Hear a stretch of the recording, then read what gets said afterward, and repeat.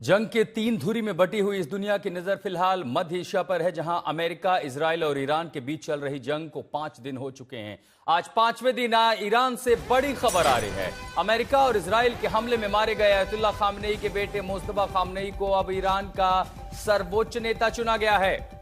Iran international द्वारा जो खबर सामने आ रही है उसके मुताबिक असेंबली ऑफ एक्सपर्ट ने अली खामनेई के बेटे मुस्तफा को अगला सर्वोच्च नेता चुना है। रिपोर्ट के मुताबिक 56 साल के मुस्तफा अब ईरान की बागडोर संभालेंगे। मुस्तफा को लंबे समय से संभावित उत्तराधिकारी के रूप में देखा जा रहा था।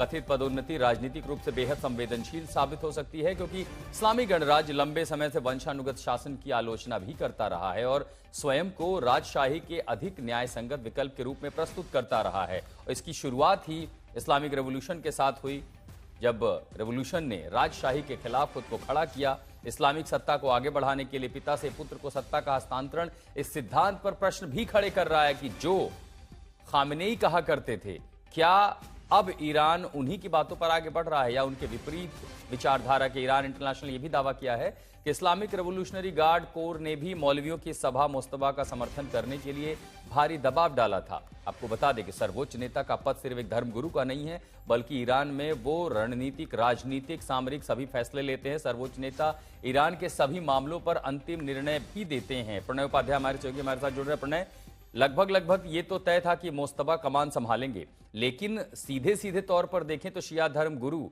जो खामनेई थे, उनकी विचारधारा के विपरीत है। वो तो खुद जो है राजशाही के खिलाफ हमेशा कहा करते थे। क्या मजबूरी ईरान की लगती है इस समय उन्हीं के बेटे मुस्तफा को कमान सौंपने की?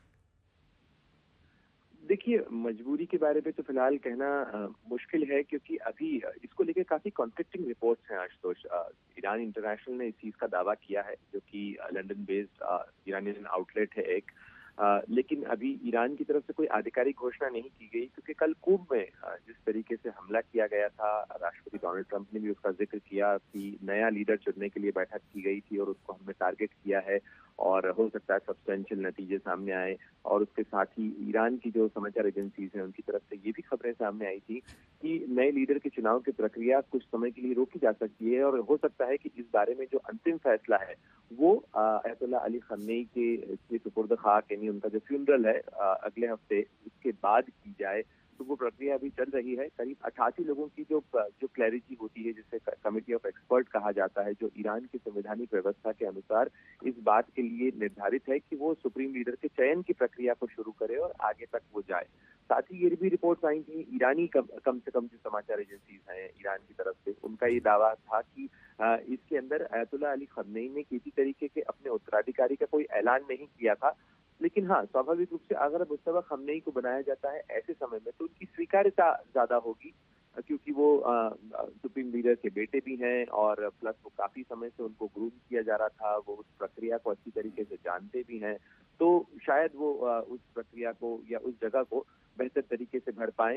हालांकि अली रजा अशरफी का भी नाम सामने आया था, और जो गार्जियन काउंसिल बनाई गई थी जिसके अंदर राष्ट्रपति मसूद पजेश्कियान और अली रजा अशरफी और इसके साथ साथ जो ईरान के सुप्रीम कोर्ट के चीफ जस्टिस हैं, उन तीनों को एक ट्रांजिशन कमेटी के तौर पर, क्योंकि सुप्रीम लीडर के जाने के बाद व्यवस्थाएं किस तरीके से उनके अनुपस्थिति में चलेंगी, इसका देखरेख वो कर रही थी ये कमेटी, और यही तय करेगी कि आगे की प्रक्रिया कैसे होगी। तो अभी ईरान के अंदर तमाम उथल पुथल के बीच में, इस तमाम जंग के बारूद के बीच में बहुत सारी चीजें जरा धुंधली हैं, लेकिन फिर भी ये दावा जरूर आया पहले भी और अभी भी एक बार फिर सामने आया है कि मुस्तफा खामनेई को बनाया जा सकता है और इसकी संभावना को नकारा नहीं जा सकता आज तो।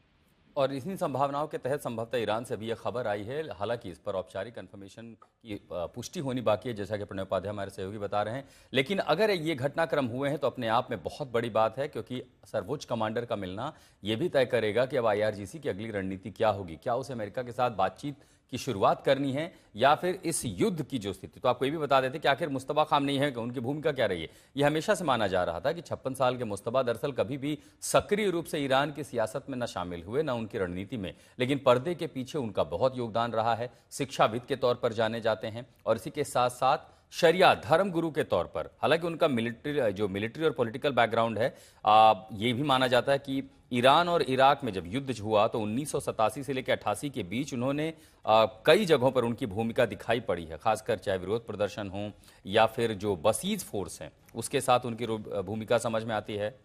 और इसी के साथ साथ अब वो सक्सेसर कंटेंडर थे खामनेई की मौत के बाद कि संभवतः मुस्तफा के हाथ में ही कमान आएगी। और फिलहाल ऐसी प्राथमिक जानकारी आनी ईरान से शुरू हो गई है।